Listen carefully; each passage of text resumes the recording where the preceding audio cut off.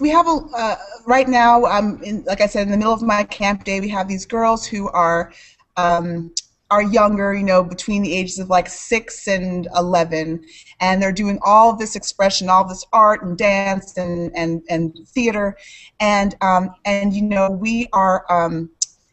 Doing a lot of stuff with them around, like you see, like behind me, we have our tower of oops, so they can kind of throw their mistakes, and there's a lot of, even at that young age, a lot of I can't draw right, I can't quite get it right, like this kind of perfectionism, and you work in a field where everyone's looking at you, and helping you look a certain way and be a certain way, and here you are in front of me, just like a real down-to-earth person. And so what advice would you have to girls who what advice do you have in this world where we all have so much pressure to kind of look and act a certain way? Like, how do you keep that kind of perfectionism Yeah. in the power of oops, you know what I mean? I always say, celebrate being you. Because when I was younger, all of my girlfriends had blonde hair and blue eyes, and I had tan skin, dark hair, and dark eyes. So I would,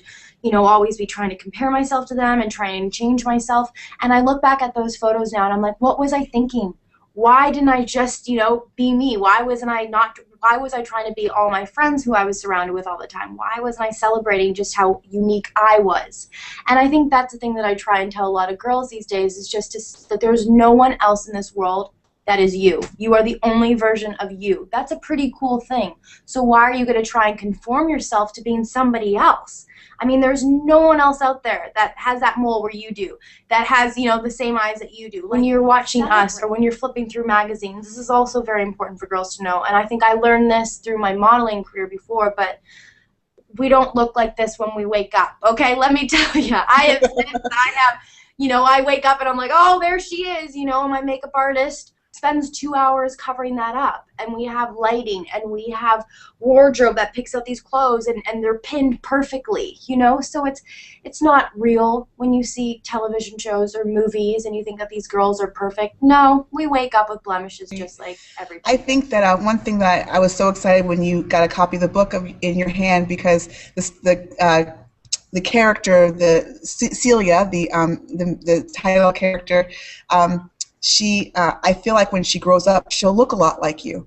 She has brown skin, and she kind of doesn't fit in with all the girls in her school, and I would love to know, like, what you think girls, when they read this book, what you think they might get from starring Celia, from Celia's character, or what you think they should get from her, as an example. Yeah, I mean, pretty much touching. Sorry, I'm just turning this off.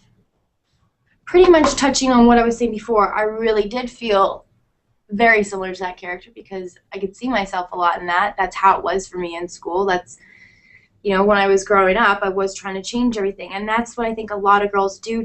They get in this sort of clique, and they all try and look the same, or they all try and look the same as this recent campaign image that they just saw, or the girl in the magazine. And I think it's just this try so much to continue to change yourself. But I think at the end of the day, it's learning from this that you just have to love yourself, and like, that is a good thing, to be you and not to be anybody else. And then at the end of the day, you will realize that, why was I trying to change myself that whole time? I should have been focusing on me instead of paying attention to everybody else. I'm Shay Mitchell, and I'm a Go Girl.